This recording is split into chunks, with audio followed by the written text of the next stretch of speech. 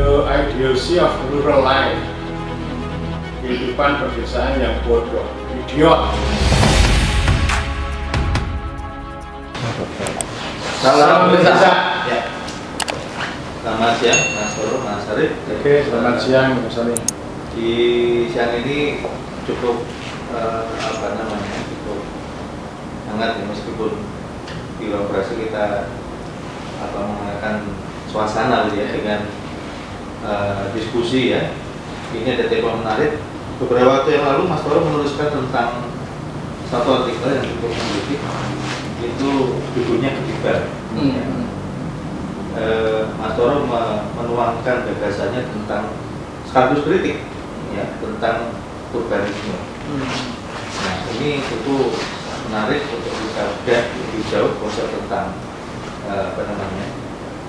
dari kata Ketibal itu. Saya pikir ada muatan kritik dan tentunya ada konsep yang ditawarkan oleh Mas Toro dari tulisan itu. Nah, di pengantar tulisan itu juga cukup menarik. Mengapa menggunakan kata Ketibal itu ya? Itu untuk mengatakan satu ungkapan tentang bagaimana orang bisa dinilai keras kepala dan sebagainya ya. Nah, itu yang kemudian menjadi titik tolak kita untuk membahas lebih lanjut tentang tema diskusi hari ini tentang ruralisme ya. Nah, untuk kita monggo Mas Toro bisa menyampaikan apa sih yang mendorong kemudian itu menjadi cukup menggelitik lah untuk dituliskan, dituangkan apa yang dirasakan. Oke, ya ini kan ada di satu sisi itu yang di center ya, yang di center, yang di pusat ini kan ada negara, ada kota dan modal. Di satu sisi ada rural dan ada village, ada desa dan ada pedesaan ya. Memang saya agak bingung dari sisi bahasa Indonesia itu yang benar pedesaan atau pedesaan gitu. Terus terang saya bingung ya. Nah, ini dua ruang yang muncul sejak zaman kolonial, zaman modernisasi itu kan ada dua dikotomi, kota desa gitu ya, rural atau pedesaan dan perkotaan. Tahu yang satu lagi namanya urbanisasi dan yang satu ruralisasi.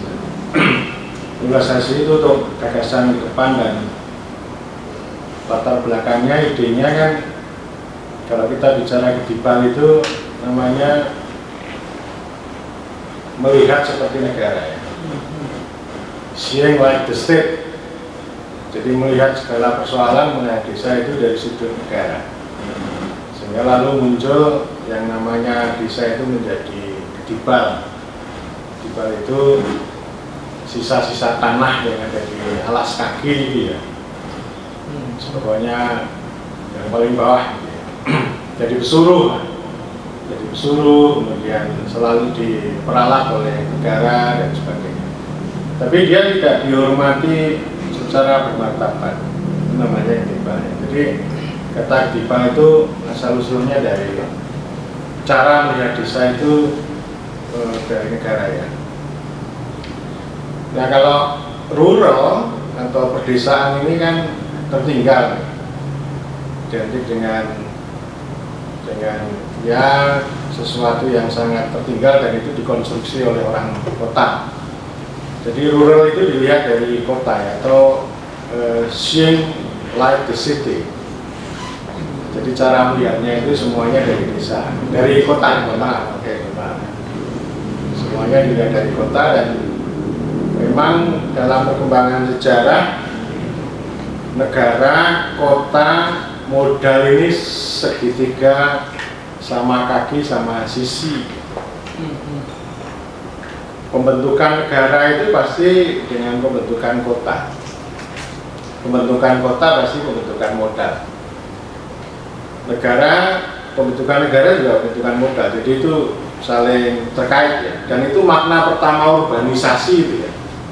makna urbanisasi yang paling dasar itu harus kita maknai sebagai pembentukan kota, pembentukan negara, dan pembentukan modal. Itu begitu ya, itu ciri khas negara kapitalis begitu. Dan saya mengingat juga apa yang disebut oleh Kevin Anderson itu mark at the margin, Karl Marx di pinggiran. Berarti kan ada mark at the center, mark yang di pusat. Kalau mark di pusat itu cerita tentang perjuangan kelas ya. Jadi negara itu sebagai arena perjuangan kelas, di mana negara itu hanya menjadi panitia kecil yang memfasilitasi kaum borjuis, atau kalau istilah saya rakyat jelita, untuk melakukan penghisapan dan penindasan terhadap proletar atau rakyat jelata. Itu mark di center, di pusatnya. Nah, kalau mark at the margin itu cerita mengenai etnisitas, mengenai bangsa, dan tidak lupa juga bicara tentang desa, tentang rural. Dia bicara tentang the ideology of rural life, kehidupan perdesaan yang bodoh, idiot ya. Jadi ini konstruksi orientalis ya, konstruksi eurosentris. Orang Eropa memandang modal produksi Asia. Asia itu ya India, Cina, Indonesia. Jadi karyanya Marx bicara tentang Jawa dan Bali, dan itu referensinya buku Raffles ya, The History of Java. Jadi kehidupan desa yang bodoh itu ditandai dengan komunalisme ya. Komunal, kemudian tidak ada pembagian kerja yang beragam gitu ya. Dan yang lebih parah itu Marx bilang bahwa ya desa itu dikungkung, dihisap, didominasi oleh namanya despotisme, sehingga menimbulkan konsep oriental despotism.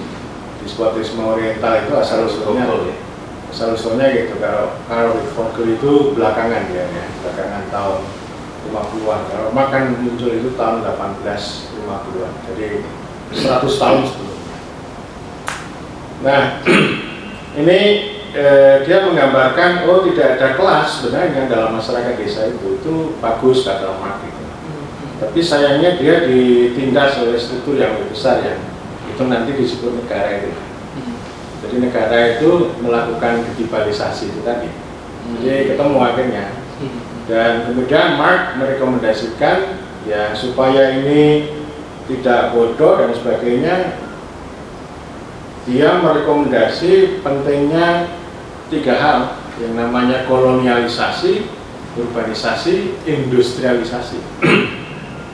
Jadi yang seperti ini harus didudukkan dengan kolonial. Jadi dalam konteks itu, dalam konteks Marx at the margin itu, justru Marx merekomendasikan mendukung kolonialisasi Eropa atas dunia timur ya. Dunia timur itu ya terutama Asia ya, termasuk Indonesia gitu ya. Jadi orang kota harus dibawa, orang desa yang bodoh tadi yang dikungkung itu dibawa ke kota, tidak ke kota.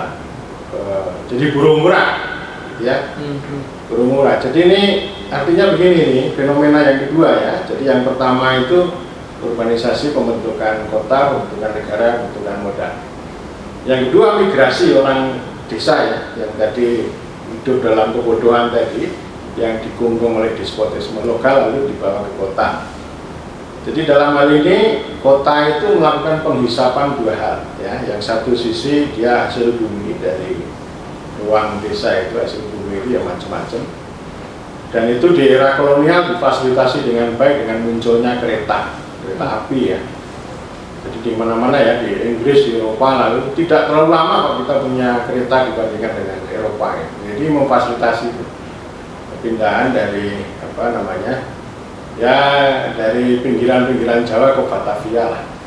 Sama juga dengan manusianya gitu. Manusianya dibawa ke kota naik kereta itu menjadi buruh murah, dan nanti dari tahun ke tahun bertambah menjadi sektor informal. Sektor informal itu menguntungkan kapitalis besar, tapi juga menjadi sabuk pengaman bagi para buruh. Itu ya, bagi para buruh. Jadi mereka bisa makan dengan harga yang sangat murah gitu ya. Jadi memang sektor informal ini memang diciptakan untuk merawat itu. Jadi menjadi sabuk pengaman bagi kaum buruh di kota. Nah itu pengertian yang pertama dan kedua. Lalu yang ketiga itu disebut dengan perluasan ya, perluasan kota. Jadi kalau aglomerasi perkotaan ya, dulu hanya dikenal DKI, yang dikenal Jakarta, lalu berkembang Jabodetabek, berkenal tambah lagi Jabodetabek, tambah lagi lebih luas lagi ya. Itu perluasan ya. Jadi kota diperluasan karena di dalam kota itu sudah ini ya, implosi ya. Implosi itu ledakan di dalam dan eksplosi. Eksplosi itu ledakan keluar di dalam itu ya. Makanya urbanisasi itu menjanjikan pertumbuhan ekonomi ya. Kalau para geografi konvensional, demografi dan ekonomi yang melihat ini urbanisasi itu ya tadi, urbanisasi itu untuk membentuk modal tadi. Yang pertama tadi ya, membentuk kota dan modal. Karena itu ini harus dipertahankan mati-matian. Dan ini yang di Indonesia ada dua sisi yang menarik sebenarnya. Ada diskursus yang berbeda. Presiden Joko Widodo ketika meluncurkan dana desa, beliau berpesan bagaimana dana desa itu bisa mengurangi, membendung laju urbanisasi, migrasi dari desa ke kota itu. Antara timur dengan barat, ya Jawa dengan luar Jawa, tunggu aja musim hujan, tunggu aja badai, ya ketika laju barang dari Jawa ke luar Jawa itu tersendat. Indonesia Timur itu terjadi inflasi.